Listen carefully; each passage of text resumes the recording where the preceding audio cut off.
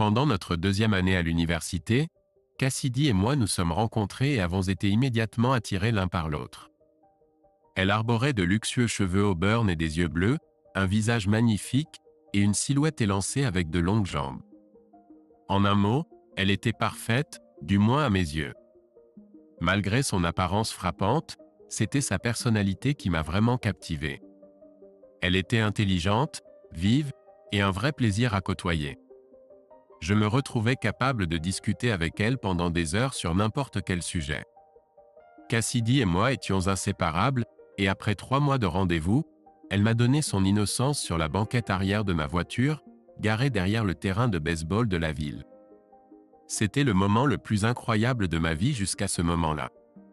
Depuis lors, je n'ai jamais douté que Cassidy et moi serions ensemble pour toujours, du moins pour 10 ans. Je m'appelle Stu, diminutif de Stuart Williams, et je viens d'une ville de taille décente du Midwest. Mesurant 6 pieds de haut et pesant 187 livres, je suis considéré comme raisonnablement attirant avec des yeux marrons et des cheveux couleur sable. Je travaille en tant qu'entrepreneur, dirigeant ma propre petite entreprise avec une équipe de 5 employés. Nous sommes spécialisés dans les rénovations intérieures pour des clients qui peuvent se permettre nos services, et notre travail est bien considéré. Cassidy est professeur de musique au lycée local, et ensemble nous menons une vie confortable. Dans la trentaine, nous sommes impatients de fonder une famille bientôt. Au cours des 10 dernières années de notre mariage, Cassidy et moi avons été incroyablement heureux. Bien que je ne vais pas exagérer en prétendant que nous étions intimes 2 fois par jour tous les jours, nous faisions l'amour environ 3 fois par semaine, toujours tendrement et passionnément. Chaque nuit nous nous blottissions sans faute, et chaque matin en me réveillant aux côtés de Cassidy, je me sentais béni de l'avoir comme épouse. Je peux honnêtement dire que je donnerais ma vie pour elle sans y réfléchir à 2 fois, même si je préférerais passer chaque jour à ses côtés. Je réalise maintenant que j'aurais dû dire cette dernière déclaration au passé.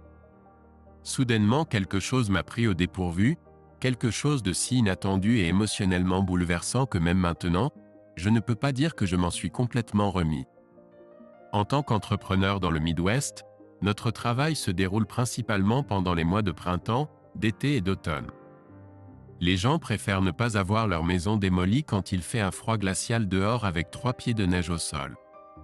C'est pourquoi Cassidy et moi prenions généralement des vacances autour des fêtes de Noël et du Nouvel An ou pendant les vacances de printemps. En été, lorsque j'étais occupé à travailler, Cassidy rendait parfois visite à ses parents pendant une semaine, faisait du shopping avec ses sœurs, ou suivait des cours d'été pour maintenir à jour ses qualifications d'enseignante. Notre escapade hivernale préférée était vers une destination chaude, et cet hiver fatidique nous avons choisi un complexe tout compris aux Bahamas. C'était censé être 2 semaines de paradis pour nous reconnecter dans le corps et l'esprit. Je ne savais pas à quel point j'avais tort. Avant d'embarquer dans l'avion à Minneapolis, je n'avais aucune idée que quelque chose n'allait pas dans notre mariage. Si quelqu'un avait suggéré le contraire, je les aurais traités de menteurs et leur aurais craché au visage. À mes yeux, Cassidy et moi formions le couple parfait, profondément amoureux et inséparable. Notre lien était si fort qu'il semblait que nous étions une seule personne en 2 corps. J'avais oublié qu'il pourrait y avoir des problèmes à l'avenir, qu'il y avait un côté sombre à notre relation. Sans que je le sache, j'étais au bord d'un précipice, sur le point de plonger dans un abîme enflammé. Le premier signe qu'il pourrait y avoir un problème est apparu lors du contrôle de sécurité à l'aéroport international de Minneapolis-St. Paul. La file d'attente était longue, avec beaucoup de gens impatients de fuir le froid extrême pour des destinations tropicales plus chaudes. En attendant de passer sous les scanners, j'ai remarqué un homme dans la file adjacente jeter un coup d'œil à Cassidy. Cassidy attire souvent le regard des hommes avec son apparence frappante, mais cela semblait différent. On aurait dit qu'il essayait d'attirer son attention. J'ai fait semblant de vérifier ma carte d'embarquement tout en gardant un œil sur lui. Ses regards vers Cassidy étaient sournois, et puis je l'ai vu. Cassidy a jeté un coup d'œil en arrière vers lui et a fait un geste subtil comme pour dire « pas maintenant ». Il a souri et a acquiescé, et j'ai été pris au dépourvu. J'ai alors réalisé qu'ils se connaissaient. Dans quelle mesure, je n'en étais pas sûr, mais cette prise de conscience a déclenché des alarmes. En passant la sécurité, je les ai observés de près, mais il n'y a eu aucune autre tentative de contact de leur part. Je suis devenu silencieux, espérant que Cassidy ne le remarquerait pas, mais elle semblait perdue dans ses pensées. J'espérais que l'homme ne serait pas sur notre vol, mais lorsque nous avons embarqué et pris nos sièges, j'ai vu que j'avais tort. Il était assis sur un siège côté couloir environ 15 rangées devant nous. Il m'a semblé étrange que Cassidy ait choisi le siège côté couloir dans notre rangée. Elle préfère généralement le siège côté fenêtre, mais pas cette fois. Je lui ai demandé pourquoi, puisque j'avais réservé le siège côté fenêtre pour elle, me donnant le siège du milieu, mais elle a simplement dit qu'elle ne se sentait pas bien et ne voulait pas déranger si elle devait utiliser les toilettes. J'ai demandé à la personne assise côté couloir si cela les dérangeait de changer pour le siège côté fenêtre, expliquant les problèmes d'estomac de ma femme, et ils ont accepté sans hésiter. Normalement, je peux dormir facilement dans un avion, surtout lors de vols longs comme celui de Minneapolis à Miami, mais dans mon état d'anxiété accrue, dormir était hors de question, même si je faisais semblant. Nous avons rangé nos bagages à main dans le compartiment au-dessus de nos têtes, et Cassidy a placé son sac à main sous le siège devant elle. Une fois l'avion décollé, j'ai mis la casquette de baseball de mon frère jumeau, l'ai tirée vers le bas sur mon front et ai fait semblant de somnoler. Je me suis laissé suffisamment d'espace pour garder un œil sur Cassidy. Environ 15 minutes plus tard, elle a jeté un coup d'œil vers moi et, pensant que j'étais endormi, s'est levée et s'est dirigée vers les toilettes. J'ai bougé dans mon siège pour voir tout le couloir, et j'ai remarqué qu'en passant devant le siège du gars, que j'assumais maintenant être son connaissance, elle a tendu la main comme pour se stabiliser et a brièvement touché son épaule. C'était une preuve supplémentaire qu'il se passait quelque chose entre eux, et que ce n'était pas juste une coïncidence. J'ai vu qu'ils ne se sont pas échangés de regards, et Cassidy est allée aux toilettes. Quand elle est sortie un peu plus tard, elle l'a regardé directement, et il s'est levé pour aller vers elle. Quand ils se sont croisés dans l'allée, au lieu que l'un de s'écarte, ils se sont fait face et ont marqué une pause brève. Il a posé sa main sur sa taille, elle a touché son torse un instant, et ils ont tous les deux souri chaleureusement. Alors qu'elle retournait à sa place, sa main a glissé jusqu'à ses fesses, faisant sourire de nouveau Cassidy. C'était tout ce dont j'avais besoin pour comprendre qu'ils se connaissaient bien et étaient visiblement impliqués à un certain niveau. En même temps, j'ai réalisé avec force que mon merveilleux mariage était en péril et pourrait toucher à sa fin. J'ai ressenti tellement de douleur et de confusion que j'ai dû me détourner de Cassidy alors qu'elle s'asseyait et bouclait sa ceinture. Comment pouvait-elle nous faire ça? Depuis combien de temps cela durait-il? Qui était cet homme, et jusqu'où étaient-ils allés? Pour le reste du vol, j'ai essayé de donner un sens à ce que j'avais vu et espérer qu'il ne serait pas sur notre vol pour Nassau, mais au fond de moi, je savais qu'il le serait. À ma grande consternation, j'avais raison. Dès que Cassidy et moi sommes montés dans l'avion, je l'ai vu assis 5 rangs derrière nous, lisant le magazine de bord, ne nous prêtant aucune attention. Cassidy, apparemment maintenant plus détendu, a pris sa place habituelle près du hublot. Le vol pour Nassau s'est déroulé sans encombre, et après l'atterrissage, nous avons récupéré nos bagages, loué une voiture et nous sommes dirigés vers le complexe. Cassidy envoyait des messages pendant que je conduisais, alors je lui ai demandé « À qui écris-tu » ? « Oh, juste à ma mère et à mes sœurs pour leur dire que nous sommes arrivés », a-t-elle répondu. « Oui, j'ai pensé, mais j'aimerais vraiment le voir de mes propres yeux. » N'est-ce pas étrange comment les soupçons ne cessent de grandir? Notre chambre était incroyable avec un balcon, vue sur l'océan et sur l'une des piscines. Pendant que nous défaisions nos bagages, j'ai su que je devais faire une déclaration pour reconquérir ma femme. Alors je me suis approché de Cassidy, l'ai serré dans mes bras et lui ai embrassé le cou. « Sais-tu combien je t'aime » Cassidy s'est tourné vers moi et m'a donné un rapide baiser sur les lèvres. « Moi aussi je t'aime, mon chéri » a-t-elle dit. Il y avait un regard étrange dans ses yeux, comme si elle n'était pas pleinement présente avec moi dans la pièce. Cela m'a donné des frissons. Je l'ai embrassée de nouveau. « Tu sais que je ne ferai jamais rien pour te faire du mal, n'est-ce pas, Cassidy » Elle a tressailli légèrement. « Je le sais, Stu. » Et je sais que tu ne ferais jamais rien pour me faire du mal ni pour nuire à notre mariage, ai-je dit. Elle a tressailli de nouveau, et j'ai vu des larmes monter dans ses yeux. Bien sûr, Stu. Tu sais que je ne le ferai pas, a-t-elle dit, incapable de soutenir mon regard, fixant le sol. C'est à ce moment-là que j'ai réalisé que je perdais probablement la bataille. Si elle ne m'avait pas déjà trompé, je savais qu'elle serait bientôt avec quelqu'un d'autre. Je l'ai lâchée et me suis précipité vers la salle de bain, espérant ne pas m'effondrer avant d'y arriver.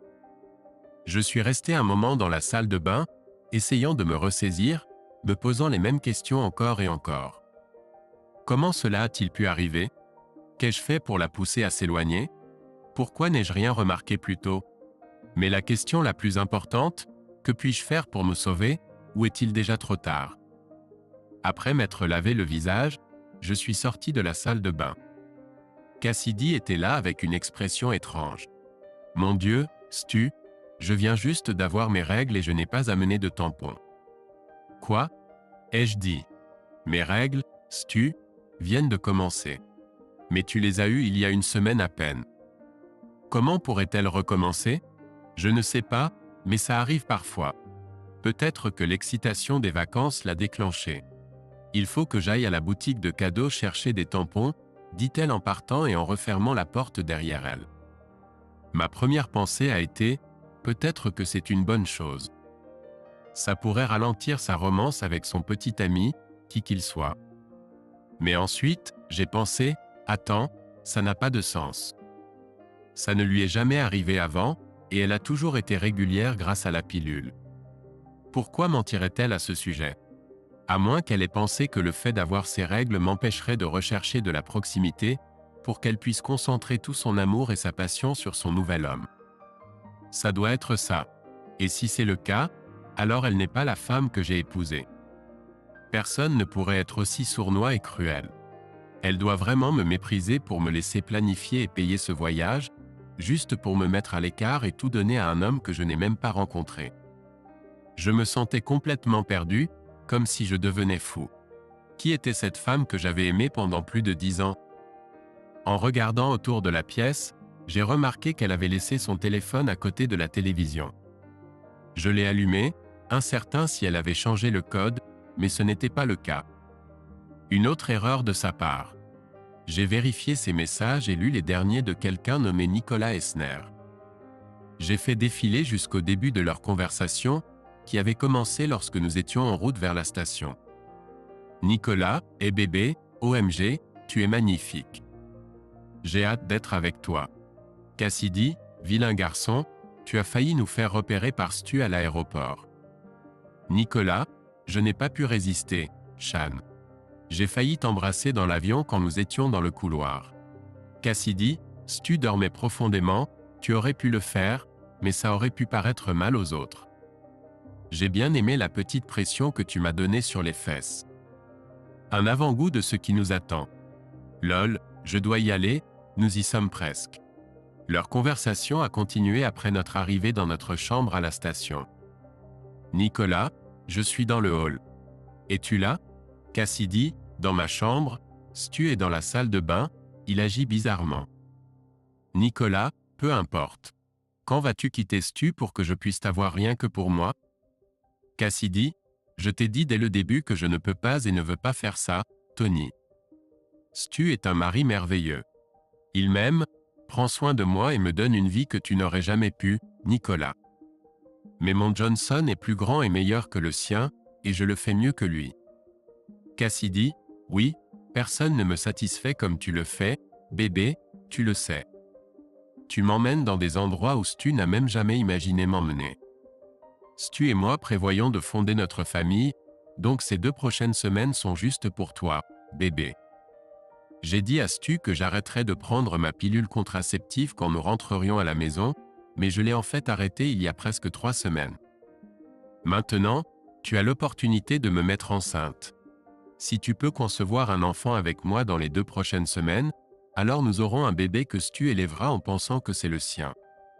Nicolas, tu es si vilain, Shan, mais j'adore ça. Je vais faire un bébé dans ce doux ventre à toi. Cassidy, mon Dieu, tu m'excites. J'ai hâte de te sentir en moi. Nicolas, es-tu alors? Comment sais-tu qu'il ne va pas te féconder dans les 2 prochaines semaines? Cassidy, parce qu'il ne va pas être proche de moi, bêta. Je vais lui dire que mes règles viennent de recommencer et étrangement elles vont durer pendant toute notre vacances. Lol, Nicolas, es-tu sûr qu'il va y croire? Cassidy, absolument, il m'aime et il sait que je ne le tromperai jamais. En plus, je me rattraperai quand nous serons de retour à la maison. Nicolas, mince, il est tellement stupide, quel perdant. Cassidy, arrête de l'appeler comme ça ou c'est toi qui vas perdre. Tu perdras l'accès à mon affection pour de bon. Nicolas, nous savons tous les deux que tu ne laisseras pas ça arriver. Tu as trop besoin de moi. C'est vrai, mais je n'apprécie toujours pas que tu parles de Stu de cette façon. C'est un bon gars. Nicolas, d'accord, retrouve-moi dans le hall. J'ai besoin d'embrasser tes lèvres, les 2 paires, mais je me contenterai de celle sur ton visage pour l'instant. Je suis resté là, stupéfait, me demandant si je pouvais utiliser ces messages comme preuve dans le divorce. Au début, j'ai envisagé d'échanger son téléphone avec le mien, mais ensuite j'ai pensé, tant pis pour elle, mon téléphone contient toutes mes données personnelles. C'est elle qui a créé ce désordre, qu'elle se débrouille seule. Alors j'ai gardé les 2 téléphones. Je savais qu'elle remarquerait bientôt que son téléphone avait disparu, mais d'ici là, j'aurais déjà disparu depuis longtemps. J'ai senti une vague de nausée monter dans ma gorge, m'étouffant. Je me suis dirigé vers la fenêtre et j'ai contemplé le magnifique paysage des Caraïbes. Il y a seulement 8 heures, j'étais l'homme le plus heureux du monde, impatient de passer 2 semaines de romance sous le soleil tropical avec la femme que j'aimais, ma femme, ma compagne de vie, et maintenant mon monde s'est effondré autour de moi. Je ne me suis jamais senti aussi seul, choqué et furieux de toute ma vie. J'avais ce désir brûlant de leur faire du mal à tous les deux, de les ruiner complètement pour m'avoir fait passer pour un idiot complet. Heureusement, la partie logique de mon cerveau a lentement pris le dessus. Le divorce était inévitable. Il n'y avait aucun moyen que je puisse rester marié à la femme qui me trompait et qui avait autrefois été ma femme aimante, mais je voulais plus que juste le divorce. Je désirais la vengeance. Tout en regardant par la fenêtre, j'ai remarqué la piscine en bas, et là, ils étaient, enlacés dans les bras l'un de l'autre, perdus dans un baiser passionné. Les mains de Nicolas ont glissé pour attraper les fesses de Cassidy, et elle a levé la jambe, se pressant contre lui. Ça m'a donné envie de vomir, mais à la place, j'ai pris une grande inspiration et j'ai attrapé ma caméra vidéo que j'avais achetée pour le voyage, mais que j'ai maintenant trouvé une autre utilisation. Cassidy n'avait pas dû remarquer la piscine depuis la fenêtre de notre chambre en déballant ses affaires. La caméra avait un bon zoom, me permettant de capturer des gros plans de leurs moments intimes. Ça me dégoûtait de regarder, mais je savais que je pourrais m'en servir contre eux plus tard.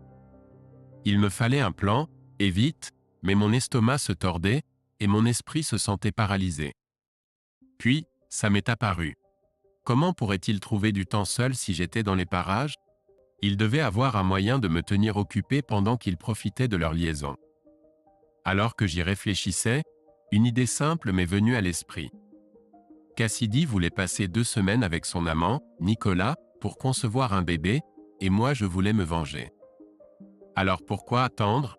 Pourquoi ne pas agir maintenant et ruiner leur plan? D'abord, il me fallait comprendre comment ils allaient me distraire pendant qu'ils seraient occupés. Je continuais d'enregistrer tout en les regardant partager un dernier baiser avant que Cassidy ne s'éclipse.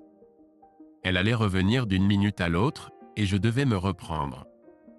Alors je suis retourné dans la salle de bain et j'ai allumé la douche pour calmer mes nerfs. Si elle demandait, je dirais simplement que cela m'aide à me détendre après le vol et à me débarrasser de cette odeur de plaine. 5 minutes plus tard, j'ai entendu la porte de notre chambre s'ouvrir et se refermer. « Je suis de retour », a-t-elle appelé. J'ai pris de l'eau pour nous dans mes tampons. Super, je serai sorti de la douche dans 1 minute. Pourquoi se donner la peine de prendre de l'eau alors que la station en fournit déjà dans chaque chambre? Puis ça m'est apparu. Elle prévoyait de me droguer. Mon esprit s'est emballé, essayant de trouver quoi faire. Si je refusais l'eau, elle saurait que quelque chose clochait. Mais si je la buvais, Ils auraient leur moment ensemble pendant que j'étais hors jeu. Quel était mon mouvement? J'ai coupé la douche et me suis séché lentement, mon esprit tourbillonnant. Puis Cassidy a frappé à la porte. « Tu vas bien là-dedans? Ça fait un moment, a-t-elle dit, semblant inquiète. Je ne pouvais pas dire si elle s'inquiétait pour moi ou si elle était simplement impatiente de se rendre à son rendez-vous. Ma colère montait, mais je gardais mon calme en ouvrant la porte et en la voyant près du lit, en train de boire dans une bouteille d'eau. Elle m'en tendit une autre, déjà ouverte. « Tiens, il faut rester hydraté avec le changement de climat, a-t-elle dit, évitant mon regard. J'ai pris la bouteille et fait semblant de prendre une grande gorgée avant de retourner dans la salle de bain. Discrètement, j'ai craché l'eau dans l'évier et vidé la bouteille. En prenant une sur le comptoir de la salle de bain, je l'ai remplie à nouveau. De retour dans la chambre, Cassidy déballait ses affaires, donc je doutais qu'elle m'ait vu. Continuant de siroter mon eau, j'ai regardé autour de moi et j'ai remarqué une robe rouge posée. Est-ce pour le dîner? Ça serait dommage si on ne pouvait pas. Tu sais, j'ai laissé entendre, sachant que c'était pour lui, pas pour moi. Je l'ai apportée, autant la porter, a-t-elle répondu, souriante. N'es-tu pas fatigué après le voyage? Bingo. Elle a bien drogué mon eau, mais comment réagir? Il me fallait plus de preuves, alors j'ai fait semblant de me sentir somnolente, prenant une autre gorgée. J'avais l'impression d'avoir bu une tonne de Red Bulls. Mon cœur battait la chamade, je luttais pour avoir l'air fatigué. Maintenant que tu le dis, je pourrais bien me reposer. À quelle heure est le dîner? Ai-je demandé, essayant de paraître endormi. Ce n'est que dans quelques heures, pourquoi ne te coucherais-tu pas? Je te réveillerai quand ce sera l'heure, a-t-elle dit, semblant sincère. J'ai bâillé. D'accord, chérie, je vais faire une sieste. Ne me laisse pas trop dormir. Je veux être avec toi autant que possible. Je t'aime tellement. J'ai remarqué sa réaction comme si j'avais touché un nerf. Je t'aime aussi, répondit-elle moins convaincante. Je me suis allongé, faisant semblant de m'endormir lentement. Bientôt, j'ai commencé à ronfler doucement et j'ai entendu Cassidy passer un appel. Ça a marché, il est parti. Combien de temps va-t-il rester endormi? On a toute la nuit, a-t-elle gloussé. Ça m'a rendu malade, mais je suis resté immobile, faisant semblant de dormir. Je te retrouverai au bar Sandpiper dans 1 heure. Besoin de me rafraîchir. Elle a ri. Tu es si méchant. J'ai hâte, mon amour. Au revoir. Elle a raccroché et s'est préparée pour sa soirée. Je l'ai observée à peine les yeux ouverts alors qu'elle choisissait sa lingerie, un string et un soutien-gorge push-up. Ma colère bouillonnait à l'intérieur, mais j'ai continué à jouer la comédie. Elle est entrée dans la salle de bain, a démarré la douche. Je savais qu'elle y resterait un moment, alors j'ai saisi l'occasion pour fouiller dans son sac à main. J'ai trouvé une boîte de pilules avec des capsules non marquées à l'intérieur. Avec précaution, j'ai sorti 5 pilules, les ai enveloppées dans un mouchoir et les ai cachées dans ma poche. J'ai remis la boîte en place et suis retourné au lit juste au moment où j'ai entendu qu'elle avait fini de se doucher. Elle a mis encore 45 minutes pour se préparer, et dès qu'elle est partie, je suis passé à l'action. J'avais un plan. Obtenir plus de preuves vidéo, gâcher leur voyage et entamer la procédure de divorce plus tôt pour la devancer. J'ai saisi l'appareil photo et je me suis dirigé vers le bar, prêt à les surprendre en flagrant délit. Le complexe n'était pas immense, juste 2 bars en bord de mer, mais le Sandpiper était le plus grand avec une piste de danse. J'ai trouvé un bon endroit derrière des palmiers où je pouvais voir dans le bar sans être vu. Le zoom de mon appareil photo a capturé de superbes images. Ce n'était pas trop bondé, ce qui facilitait leur repérage. Elle portait cette robe rouge que j'aimais tant. Maintenant, elle me mettait juste en colère. Il avait les mains partout sur elle et j'ai dû lutter contre l'envie d'aller là-bas et de le mettre KO. Je devais me rappeler que j'étais là pour l'épreuve, pas pour finir en prison. J'ai commencé à enregistrer alors qu'ils agissaient comme des amoureux en escapade caribéenne. Ils riaient, se touchaient et s'embrassaient, tout comme Cassidy et moi le faisions avant. Après environ 1 heure, un DJ a commencé à jouer de la musique et ils ont dansé. Les regarder me rendait malade, et j'ai failli partir pour notre chambre, ma chambre, seule. Puis je les ai vus quitter rapidement la piste de danse, alors je les ai suivis en restant à distance. Ils se sont arrêtés pour s'embrasser et se toucher pendant que j'enregistrais. Ils sont arrivés dans sa chambre à l'arrière du complexe, plus petite et au rez-de-chaussée sans vue sur l'océan. Il doit être limité financièrement, ai-je pensé. Ils sont entrés et je me suis approché pour tout entendre et enregistrer. Il a laissé les lumières allumées, et j'ai capturé chaque instant alors qu'il se déshabillait et devenait intime. J'ai remarqué qu'il était bien membré, mais cela n'excusait pas son infidélité ni le fait de le laisser la mettre enceinte de mon enfant. J'ai surveillé à l'extérieur de sa chambre, enregistrant leurs ébats amoureux qui semblaient durer une éternité. Ce type n'était pas seulement bien membré, il avait aussi pas mal d'endurance. Il était presque minuit, et je pensais qu'elle le quitterait bientôt pour être avec moi, mais alors j'ai entendu leur conversation. « Ces pilules sont-elles sûres ? Je ne veux pas qu'il fasse un malaise ou une crise », a-t-elle demandé, semblant préoccupée. « Que c'est touchant. Ne t'inquiète pas, chérie, il dormira au moins 6 heures de plus. Il pourrait se réveiller avec un mal de tête, mais c'est tout. Tu as seulement pris un cachet, n'est-ce pas ? Oui, juste un, pourquoi ? Que se passerait-il avec 2 ? Je ne veux pas risquer une overdose. Le salaud a ri. Non, 2 le mettraient KO. Pendant au moins 12 heures. Contentons-nous d'un avant le coucher et nous pourrons passer chaque nuit ensemble. Je veux que tu sois enceinte avant notre départ. Voici une clé supplémentaire pour ma chambre. Si tu peux t'échapper de lui en journée, appelle-moi et on se retrouvera ici. » Puis ils ont ri tous les deux, et cela m'a rempli de rage, me donnant envie de vomir. Ayant vu et entendu assez, je suis parti discrètement et ai regagné ma chambre. Maintenant, je devais planifier comment les détruire tous les deux et leur faire ressentir la douleur qu'ils m'avaient causée. Il était clair qu'elle voulait passer chaque nuit avec lui, donc je devais changer cela. De retour dans ma chambre, j'ai revu les enregistrements. Aussi difficile que cela ait été à regarder, j'ai commencé à former un plan pour gâcher leur plaisir. D'abord, je devais trouver un moyen de les séparer pour pouvoir espionner Loverboy. Peut-être que je le mettrais seul, voire le droguerais comme Cassidy l'avait fait avec moi, puis je le tabasserais alors qu'il serait inconscient.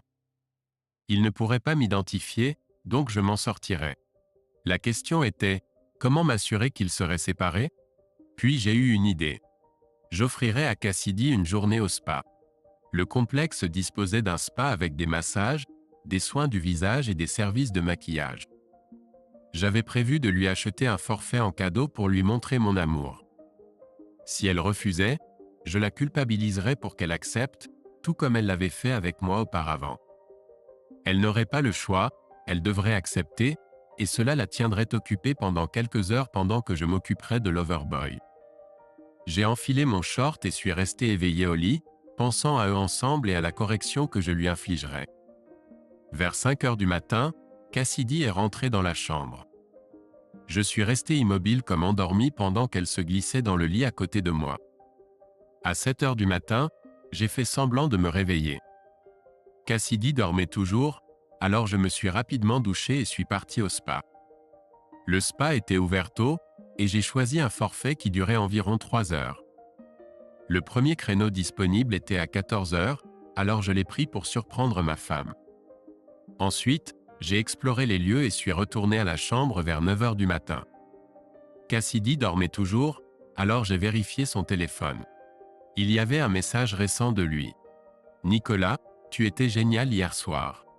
Tu pourrais t'échapper de Stu pour un peu de plaisir l'après-midi ?» J'ai maîtrisé ma colère et embrassé le front de Cassidy alors qu'elle commençait à bouger. « Bonjour, désolé pour hier, m'endormir comme ça et gâcher nos projets de dîner, mais j'ai une surprise pour toi. » Elle a souri et bâillé. « Quelle est la surprise ?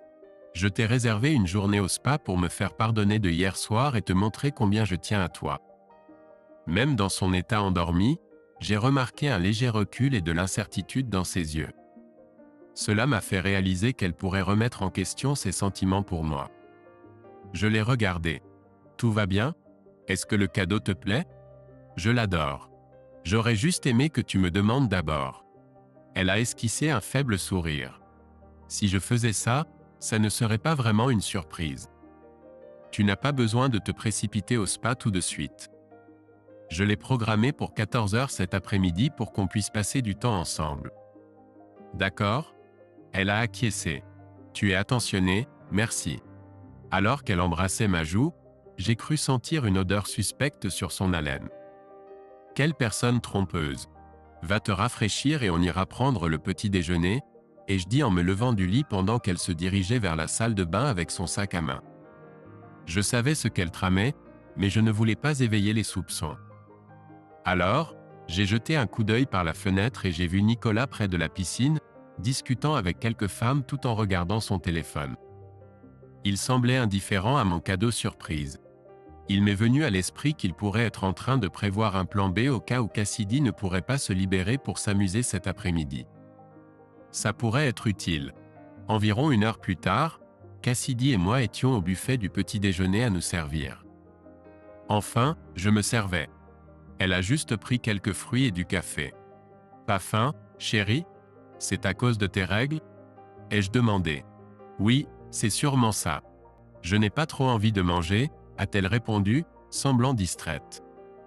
Je ne pouvais m'empêcher de me demander ce que Nicolas lui avait dit dans son message, car cela semblait la perturber. Eh bien, ce n'était pas vraiment important puisque mon plan semblait fonctionner sur eux, ou du moins sur elle. Après le petit déjeuner, nous avons décidé de nous promener sur la plage et d'admirer l'océan. J'avais mon appareil photo avec moi et je prenais des vidéos de la plage, des palmiers et de Cassidy. Elle souriait poliment et je la complimentais sur sa beauté et sa future maternité. Puis vint ce sursaut, ce regard d'incertitude et de culpabilité sur son visage. « Qu'est-ce qui ne va pas, chérie ? Tu vas bien ? » Je savais que sa culpabilité la rongeait. « Ça va, je suis juste un peu fatigué. Ça te dérange si je retourne à la chambre faire une sieste avant mon rendez-vous au spa ? » Bien sûr, aucun problème. Je sais que ce n'est pas très amusant d'être en vacances et d'avoir tes règles. Repose-toi et je te retrouverai à la chambre après ton soin au spa. Ça te fera du bien, je l'ai rassurée. Elle s'est retournée et est retournée au complexe sans même dire au revoir. Eh bien, je vais bientôt la mettre à la porte. Maintenant, il me fallait juste trouver Nicolas et le faire payer. Perdu dans mes pensées en marchant le long de la plage, j'ai vu 2 couples approcher. Les femmes étaient les mêmes que celles que j'avais vues avec Nicolas plus tôt. Cette fois, elles étaient avec 2 grands gaillards qui semblaient pouvoir jouer au football pour les Vikings. En m'approchant, j'ai entendu leur conversation. « Allez, chérie, ne sois pas comme ça. Tu savais que Dave et moi voulions partir en pêche en haute mer et qu'il restait 2 places. On sera de retour avant le dîner, a dit l'un des gars. Bien sûr, vous faites toujours ce que vous voulez pendant qu'on est coincé ici à l'hôtel, a répondu l'une des femmes. Chérie, il y a plein de choses à faire ici pour toi. Tu pourrais faire du shopping en ville, te détendre près de la piscine ou de la plage, ou même utiliser la salle de sport qu'ils ont, a suggéré le gars. Tu insinues que je suis grosse ? Toi aussi, tu ferais bien de te taire, a-t-elle rétorqué. Non, chérie, ce n'est pas ce que je voulais dire. Il a dit, essayant de s'expliquer, je voulais juste dire que tu pourrais trouver plein de choses à faire ici. Je savais que c'était peine perdue alors qu'il passait devant moi en retournant au complexe. Il continuait à plaider sa cause, mais cela ne semblait pas faire de différence. Après avoir erré sur la plage un moment, j'ai décidé de retourner voir ce que faisait l'Overboy. J'étais inquiet que Cassidy ait pu manquer son rendez-vous au spa pour être avec lui. Mais si c'était le cas, peut-être pourrais-je obtenir plus de séquences d'eux ensemble. J'ai erré dans le complexe pendant plus d'1 heure jusqu'à me retrouver devant la chambre de Nicolas. J'entendais des voix à l'intérieur, mais pas celles de Cassidy. Prudemment, j'ai préparé mon appareil photo et je me suis approché de la fenêtre. C'était risqué, car c'était en plein jour et plus de gens auraient pu me voir. J'ai décidé de placer l'appareil photo sur le rebord de la fenêtre, pointé vers la chambre, et de le laisser enregistrer tout seul. Ensuite, j'ai trouvé un endroit d'où je pouvais surveiller sa porte et voir qui en sortait. Le temps passait lentement, mais ma patience a fini par payer.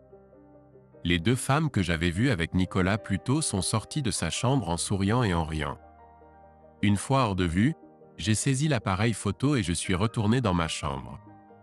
Cassidy ne reviendrait pas de son traitement au spa avant presque 1 heure. J'avais donc le temps de visionner les enregistrements. De retour dans la chambre, j'ai sorti mon ordinateur portable et téléchargé toutes les vidéos que j'avais enregistrées depuis notre arrivée. La plupart étaient de Cassidy et Nicolas. Mais ensuite, j'ai regardé ce que je venais d'enregistrer avec ces deux filles dans sa chambre. Elles ont fini par avoir un trio avec Nicolas. C'était comme regarder un film X à petit budget. Il était avec l'une pendant que l'autre regardait et se caressait. Puis elles échangeaient. Elles ont même commenté à quel point il était plus grand que leur copain. Une autre idée m'est venue. Et si je chronométrais bien les choses, je serais de retour chez moi pendant que Cassidy essaierait de comprendre ce qui s'était passé. Je me suis dit qu'elle essaierait probablement de me droguer à nouveau ce soir, alors je jouerais le jeu et ferais semblant d'être inconscient.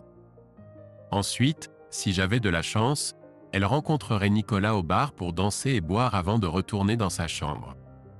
Si je pouvais glisser une de ces pilules dans chacun de leurs verres vers la fin de leur soirée au bar, ils seraient inconscients au moment d'arriver dans sa chambre. La synchronisation devait être parfaite, mais les choses ne se déroulent jamais exactement comme prévu dans la vie. La prochaine étape était de faire une copie DVR des récentes escapades de Nicolas. Je dois admettre que j'étais un peu jaloux de ce type pour avoir réussi à convaincre deux belles femmes de le rejoindre.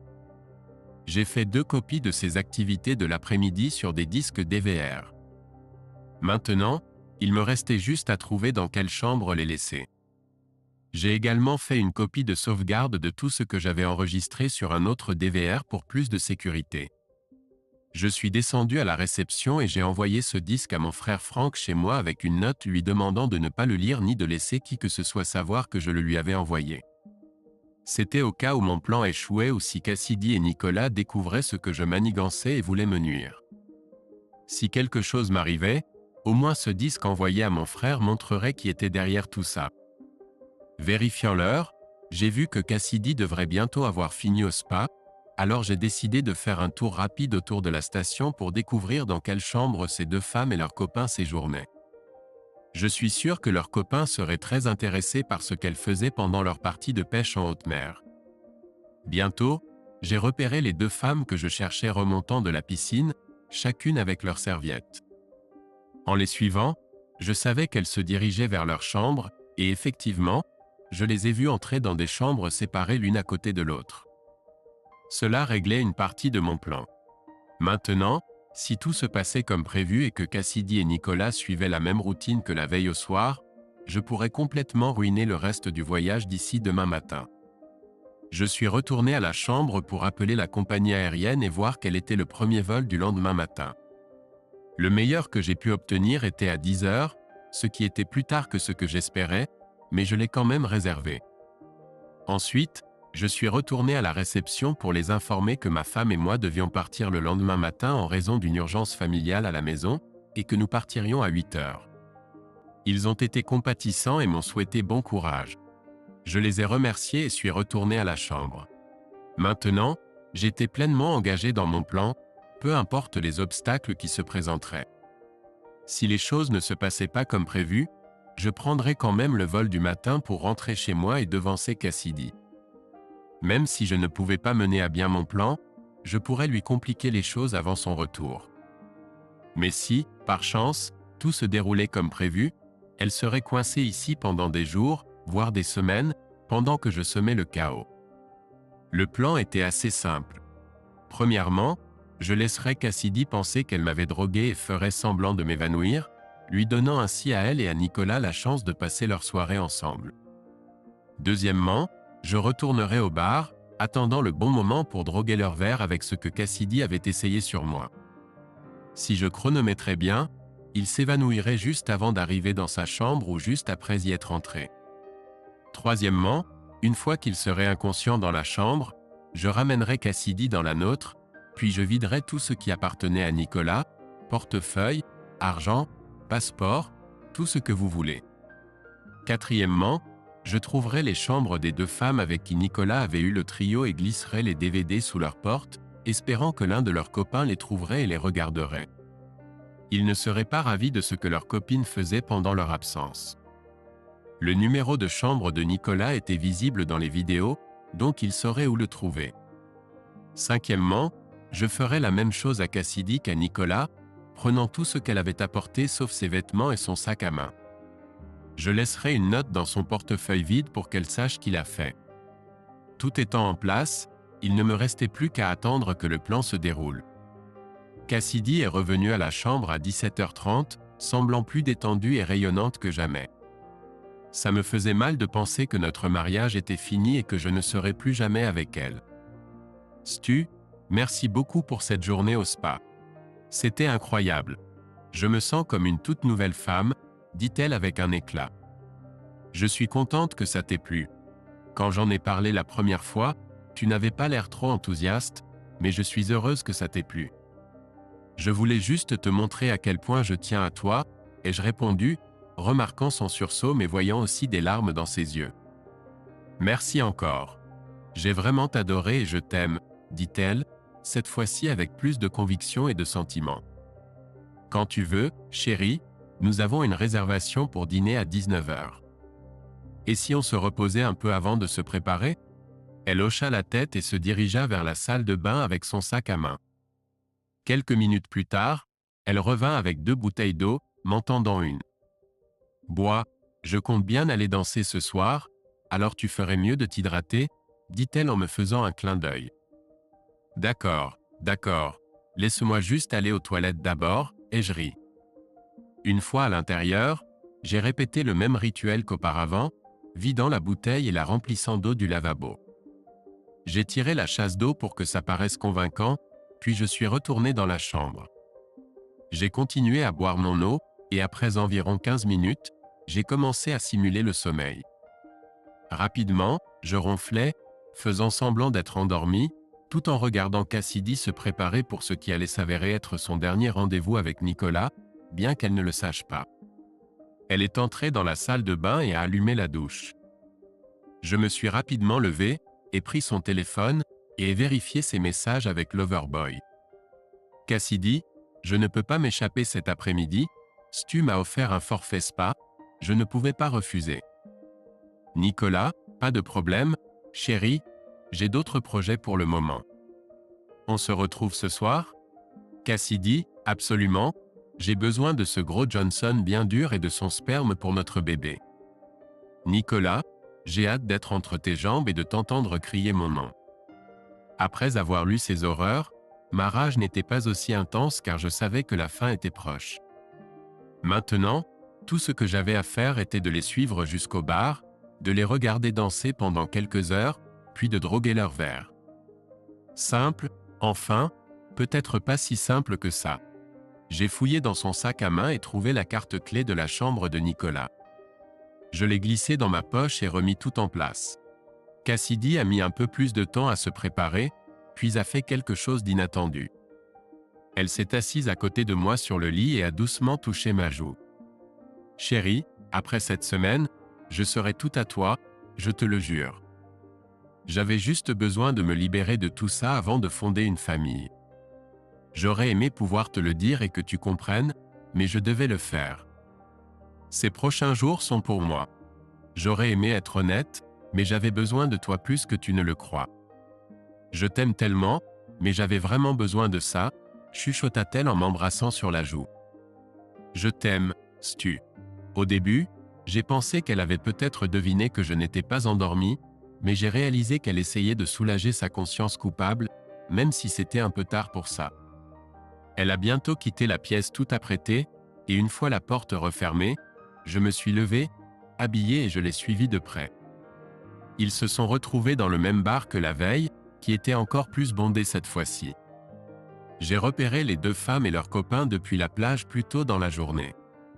Si mon plan fonctionnait, ils ne seraient plus ensemble le matin.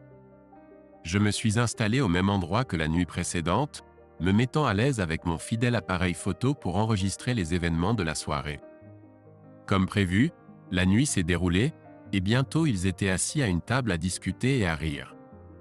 Il se faisait tard, approchant l'heure où je devais droguer leur verre. Je me suis dirigé vers le bar, m'assurant qu'ils ne m'avaient pas repéré. M'asseyant, j'ai commandé une bière, gardant un œil sur eux. J'ai remarqué leur serveuse prenant leur commande de boisson, puis retournant au bar. Heureusement, c'était sa seule commande. J'ai écouté ses instructions au barman, puis j'ai fait signe à l'autre barman pour les mêmes boissons. Pendant que le premier barman préparait leur boisson, j'ai discrètement ouvert une capsule et ajouté son contenu à chaque verre, remuant pour bien mélanger. Les bulles se sont dissipées et les boissons avaient l'air normales. Avec un verre dans chaque main, je me suis faufilé devant la serveuse, échangeant les verres drogués contre les originaux. Heureusement, le bar animé a caché mes actions et je suis retourné à ma place dehors pour observer et attendre. La serveuse a apporté leur boisson et j'espérais que mon timing était bon. Il était un peu après 1h du matin, donc si les pilules fonctionnaient, il resterait inconscient jusqu'à environ 11h du matin, s'alignant parfaitement avec mon plan. Maintenant, tout ce dont j'avais besoin était qu'ils finissent leur boisson et retournent dans la chambre de Nicolas avant de s'effondrer. Ils étaient là, sirotant lentement leur boisson, et j'ai commencé à me sentir anxieux.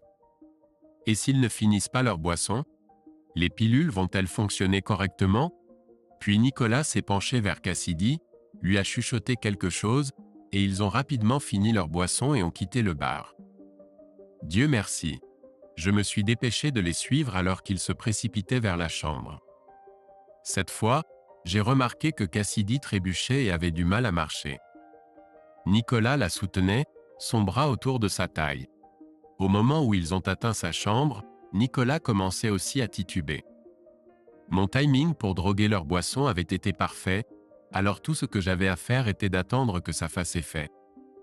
Lorsqu'ils ont atteint sa porte, Cassidy pouvait à peine se tenir debout, et Nicolas titubait de plus en plus à chaque pas. Il a eu du mal à utiliser sa carte clé, parvenant enfin à ouvrir la porte et à tituber à l'intérieur. La porte s'est refermée, alors j'ai attendu quelques minutes avant d'utiliser la carte clé que j'avais prise dans le sac de Cassidy pour entrer dans la chambre. En entrant, j'ai entendu la voix pâteuse de Nicolas. « Qu'est-ce qui ne va pas, chérie? Tu n'as pas bu tant que ça. » Je savais qu'il allait bientôt s'effondrer. En m'approchant du lit, j'ai vu Cassidy allongée face contre terre, inconsciente. Nicolas la secouait, essayant de la réveiller. « Allez, chérie, il est temps de faire un bébé, » a-t-il dit, me remarquant entrer. « Et, qui diable es-tu » Il a essayé de se redresser, mais a failli tomber. « Je suis juste son mari, abruti.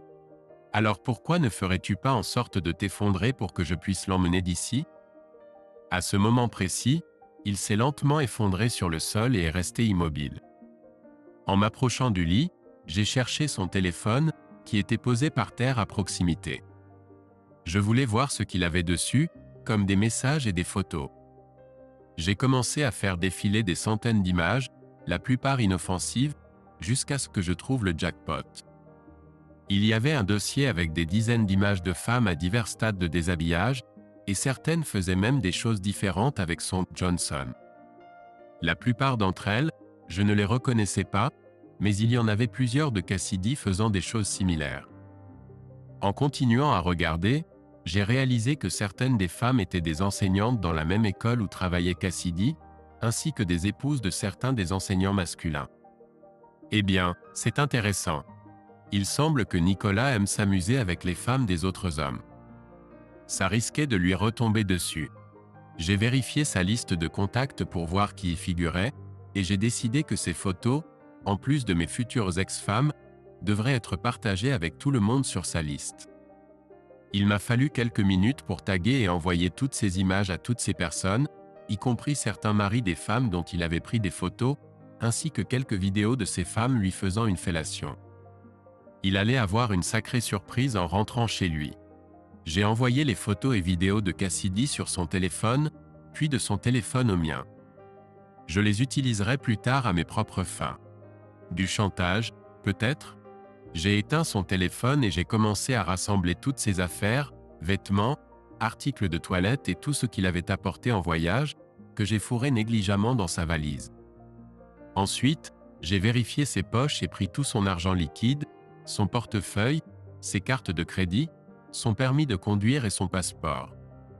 Je savais qu'il aurait du mal à quitter l'île sans son passeport. Une fois sa valise prête, je me suis concentré sur Cassidy. Elle était toujours allongée sur le ventre sur le lit, une jambe pendante. Je l'ai roulée délicatement sur le dos et l'ai ramenée dans ma chambre. Après l'avoir allongée sur notre lit, je suis retourné dans la chambre du crétin pour récupérer le reste de ses affaires. J'ai gardé son téléphone, son portefeuille et son argent comme une sorte de compensation. Je me suis assuré qu'il n'avait plus rien à emporter avec lui, allant jusqu'à prendre ses chaussures et les jeter dans la poubelle de la station avec sa valise, les recouvrant de déchets pour les cacher. De retour dans ma chambre, j'ai préparé avec autant de soin les valises de Cassidy et la mienne que j'avais fait pour les affaires de Nicolas. Je prévoyais de laisser Cassidy avec juste les vêtements sur le dos, son sac à main, des tampons et un portefeuille vide avec une note de ma part. Il était environ 4 heures du matin et je devais être à l'aéroport à 9 heures. Comme Cassidy avait fini son verre vers 2 heures du matin, elle serait probablement endormie jusqu'au moins midi. J'ai pensé que Nicolas se réveillerait vers 10 heures et que j'aurais déjà disparu. Avant de quitter la chambre, j'ai pris les 2 disques DVR que j'avais préparés plus tôt et j'en ai glissé un sous chaque porte des chambres où séjournaient les 2 femmes et leurs petits amis. Discrètement et rapidement, j'ai fait cela puis je suis retourné dans ma chambre. Voir Cassidy dormir paisiblement sur le lit m'a rempli d'un profond sentiment de perte et de tristesse. J'avais hâte de fonder une famille avec elle, mais ses actions rendaient le pardon impossible. Je m'assurais que tout était emballé dans la chambre, attrapais la valise de Cassidy et la lançais dans la même benne où j'avais jeté les affaires de Nicolas. De retour dans la chambre, je vérifiais le sac à main de Cassidy pour m'assurer qu'il était vide, sans argent, carte de crédit ni passeport. Je voulais m'assurer qu'elle rencontrerait les mêmes difficultés pour rentrer chez elle que Nicolas. M'asseyant dans l'une des chaises de la chambre, je me sentis complètement vidé. Mais alors je commençais à réfléchir à mes prochaines étapes une fois rentré chez moi. En tête de liste, vider nos comptes bancaires, rembourser et annuler toutes nos cartes de crédit. Ensuite, je rassemblerai toutes mes affaires et les emporterai hors de notre maison. Je savais que je devrais probablement les cacher dans un garde-meuble, mais honnêtement, cela m'importait peu. J'avais juste besoin de partir, de quitter notre maison et cette fausse union. Sans m'en rendre compte, je m'étais assoupi et quand je me réveillais, il était presque 7 heures du matin. Je me forçais à me lever de la chaise, m'approcher du lit, jeter un dernier regard plein de tristesse à Cassidy, puis la pris délicatement dans mes bras et la sortis de la chambre. En bas, près de la piscine, je la laissai sur une chaise longue. Comme je partais, je ne voulais pas qu'elle soit là quand l'équipe de nettoyage viendrait préparer la chambre pour les prochains clients. Remontant dans la chambre, je pris mes sacs, fis une dernière vérification pour m'assurer de n'avoir rien oublié. J'avais toujours le téléphone de Nicolas, mais alors j'eus une idée.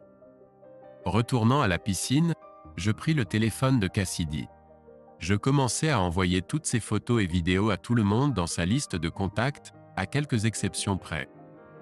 Elle avait de jeunes nièces et neveux qui ne devraient pas voir ces choses, mais ses parents, frères et sœurs, et collègues, eux, méritaient de savoir.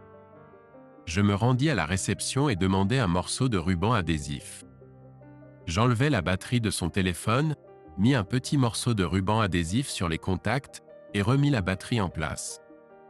Il semblerait que sa batterie soit morte, et je m'assurais qu'elle n'avait pas le chargeur. Sans argent, il lui faudrait un certain temps pour remettre son téléphone en marche. Il était un peu après 8 heures du matin quand j'entendis des cris et des hurlements. Cela venait de l'un des petits amis des 2 femmes que j'avais vues avec Nicolas hier.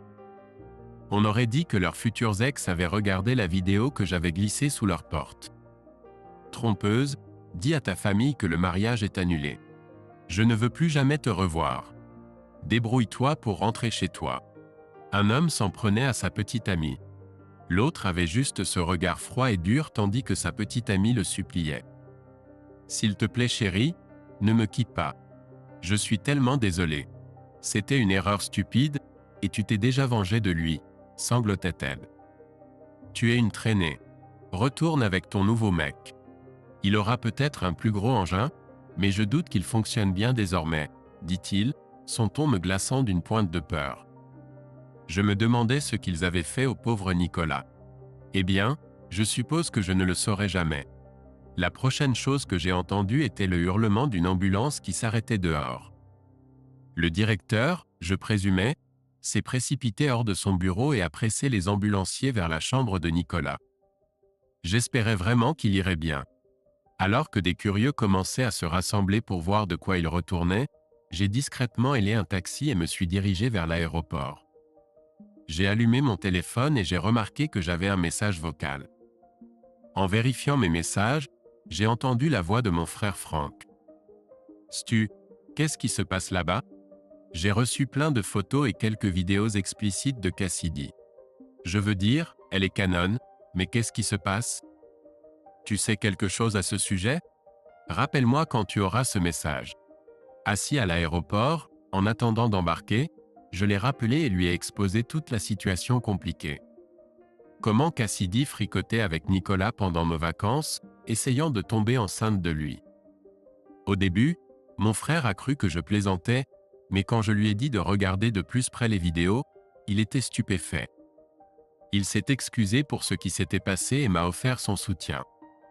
Je l'ai remercié, et raccroché, et me suis bientôt retrouvé à rentrer chez moi seul en avion. En allumant le téléphone de Nicolas après l'atterrissage, j'ai trouvé une série de messages vocaux et de textos en colère le menaçant de représailles. Apparemment, ces photos et vidéos que j'avais envoyées n'avaient pas été bien reçues. J'ai pris mes bagages, récupéré ma voiture au parking longue durée, et suis rentré chez moi, réfléchissant à ma prochaine démarche pendant le trajet. Le divorce était une option, mais elle obtiendrait la moitié, et cela ne me convenait pas. Tricher et sortir gagnante du divorce? Pas juste. Un autre plan a commencé à germer alors que je conduisais, alors j'ai dressé mentalement la liste de ce dont j'aurais besoin et comment m'y prendre. Elle a ruiné notre mariage, alors je rendrai sa vie misérable. J'ai appelé mon frère pour l'aider à déménager mes affaires avant le retour de Cassidy, en lui laissant une maison vide. J'ai vérifié mon téléphone pour trouver une avalanche de messages, principalement de la famille de Cassidy demandant où elle était. Aucun texto de Cassidy elle-même signifiait qu'elle n'avait pas encore compris. J'ai esquissé un sourire en pensant à sa découverte du désordre qu'elle avait créé. J'ai d'abord annulé nos cartes et transféré notre argent. J'ai emballé mes affaires, jeté tous les cadeaux de Cassidy et débranché le téléphone fixe de la maison. Vers 23 heures, j'ai vu les messages paniqués de Cassidy. « Où es-tu? Pourquoi m'as-tu laissé? Est-ce que ça va ?» Puis est venue la prise de conscience. « Pourquoi as-tu fait ça? Ne pouvions-nous pas en parler ?» J'ai simplement ignoré le reste de ces messages, pensant que cela ne ferait que la frustrer davantage. Le lendemain a été mouvementé.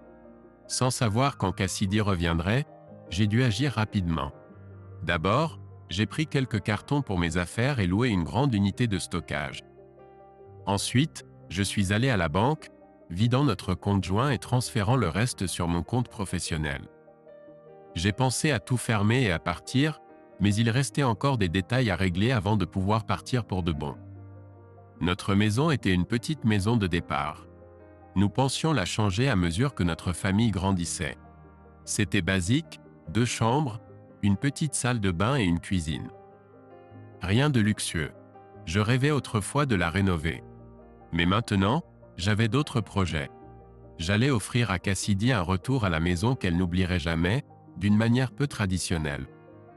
Plus tard dans la matinée, mon frère Franck est venu avec son pick-up.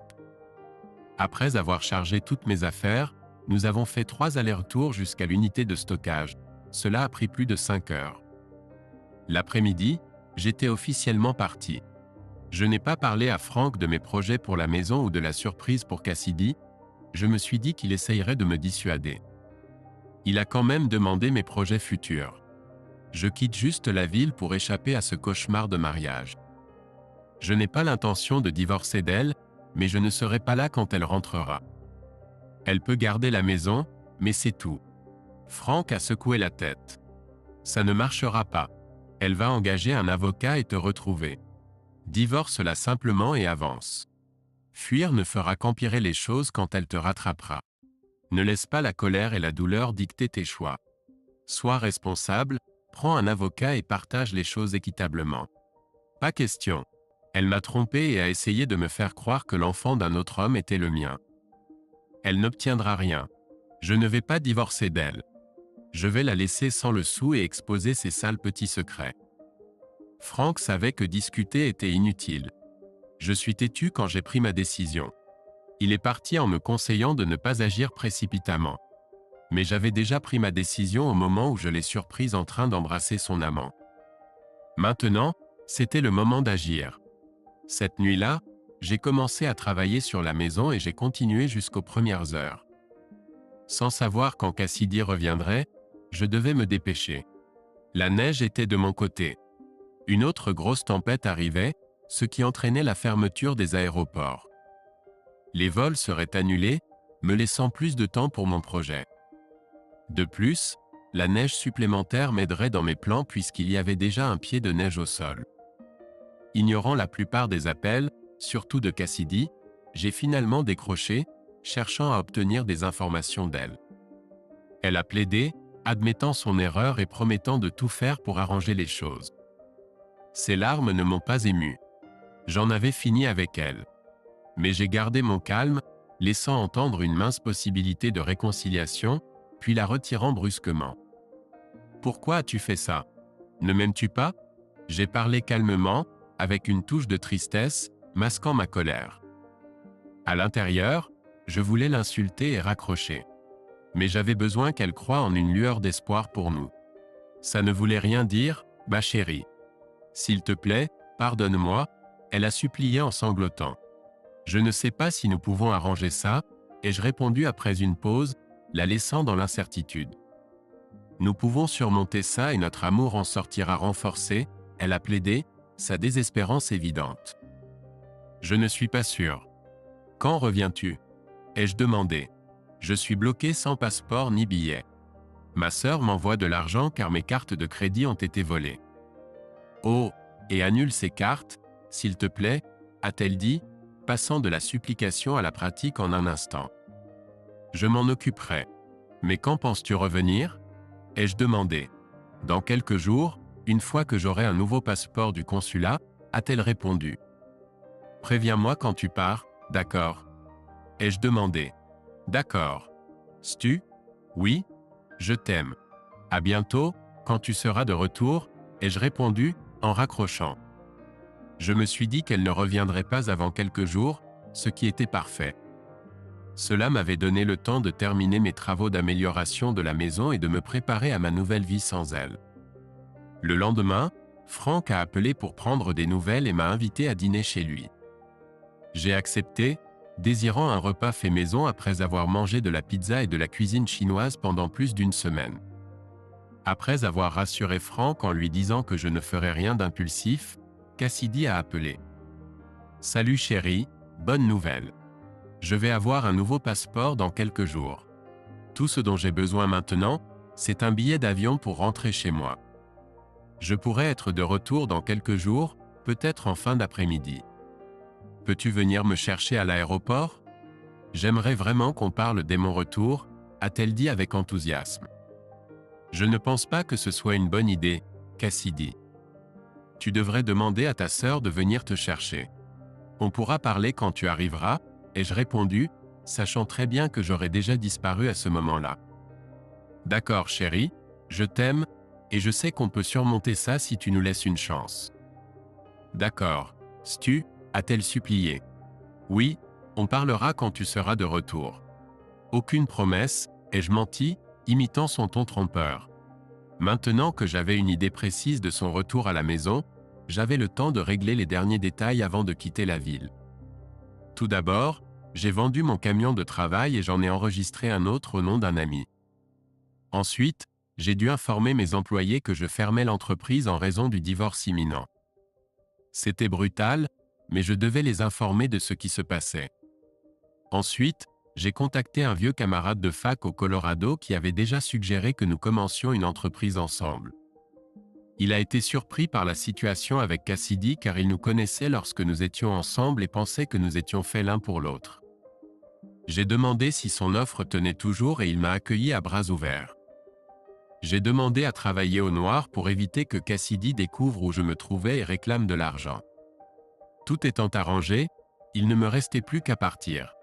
Cassidy m'appelait plusieurs fois par jour, s'excusant et me déclarant son amour, mais j'étais déterminé à partir. La veille de son retour, j'ai chargé mon nouveau camion et vidé la maison. Je suis parti tôt le lendemain matin, visant à quitter la ville discrètement. J'ai demandé à mon voisin de filmer l'arrivée de Cassidy, lui promettant une surprise sans révéler la vraie raison derrière cela. Il a accepté, ignorant nos problèmes conjugaux, et attendait mon appel le lendemain. En quittant la ville en direction de ma nouvelle vie sans Cassidy, tout était en place. Il me faudrait quelques jours pour rejoindre la maison de mon amie dans le sud et d'ici là, Cassidy serait rentrée chez elle. En conduisant, je me sentais moins en colère et plus paisible que la semaine précédente. Depuis que j'avais vu Cassidy et Nicolas ensemble, j'avais l'impression que ma vie touchait le fond, mais maintenant je commençais à sortir de ce gouffre de désespoir. Vers midi, Cassidy a appelé pour dire qu'elle serait de retour le lendemain vers 16 heures. Elle a demandé si je pouvais venir la chercher à l'aéroport, mais je lui ai dit que j'avais des courses à faire et que je rentrerais après elle. J'ai demandé à mon voisin de préparer sa caméra vidéo pour la surprise que j'avais prévue pour ma femme. Le lendemain, j'étais au Colorado, à seulement 1 heure de chez mon ami, quand Cassidy a appelé en détresse. La maison, elle s'est effondrée. Ça doit être à cause de la neige. J'ai à peine tourné la clé que le toit s'est effondré. Notre maison est partie, pleurait-elle. Ne t'en fais pas, Cassidy, j'ai pris d'autres dispositions, je l'ai rassurée en essayant de paraître joyeux. Comment peux-tu être heureux de ça? Notre maison est détruite, s'est-elle exclamée, de plus en plus en colère.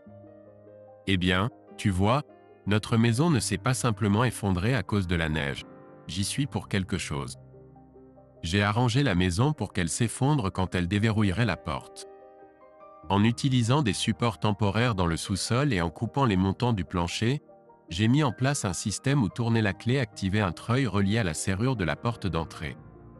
Quand elle l'a déverrouillé, le treuil a tiré et notre maison s'est effondrée. Bonne chance pour trouver un nouvel endroit où vivre. Quant à moi, j'arrive presque à ma nouvelle maison. Sur ces mots, je lui ai raccroché au nez et j'ai appelé mon voisin. Stu, tu ne vas pas le croire. Ta maison vient de s'effondrer. On aurait dit qu'elle ne supportait pas la neige, mais ça n'avait pas l'air suffisant pour causer autant de dégâts. Heureusement, ta femme va bien. Elle essayait d'ouvrir la porte quand c'est arrivé et elle s'est effondrée toute seule, s'est-il exclamé. Je lui ai demandé de m'envoyer la vidéo par email dès qu'il en aurait l'occasion. Après notre conversation, j'ai éteint mon téléphone et j'ai continué ma route pour commencer une nouvelle vie. Cela fait près de 3 ans que je me suis installé au Colorado et que j'ai construit une belle vie pour moi. Je reste en contact avec quelques amis du Minnesota pour rester au courant de ce qui se passe. J'ai évité de contacter directement ma famille car j'avais peur qu'ils disent à Cassidy où j'étais. Il s'avère que Cassidy a obtenu ce qu'elle voulait et était enceinte du bébé de Nicolas. Elle a répandu des mensonges, prétendant que le bébé était le mien et que j'avais fui parce que je ne pouvais pas assumer d'être père. Même ma propre mère l'a cru, voulant tellement un petit enfant. J'ai demandé à un ami de contacter mon frère, qui a suggéré un test ADN avec le bébé. Si j'étais le père, il correspondrait étroitement à mon frère. Sinon, il n'y aurait pas de correspondance. Cassidy a accepté et les résultats ont prouvé que je n'étais pas le père. Ma mère l'a mise à la porte, furieuse contre ces mensonges. Quant à Nicolas, il a reçu une sévère correction de la part de 2 gars de la station et a fini à l'hôpital pendant plus d'1 semaine. Quand il est rentré chez lui, d'autres de ses ex-maris l'attendaient pour le confronter. Il a quitté la ville depuis et il paraît qu'il a perdu un testicule. On dirait que ses jours de séducteur sont terminés.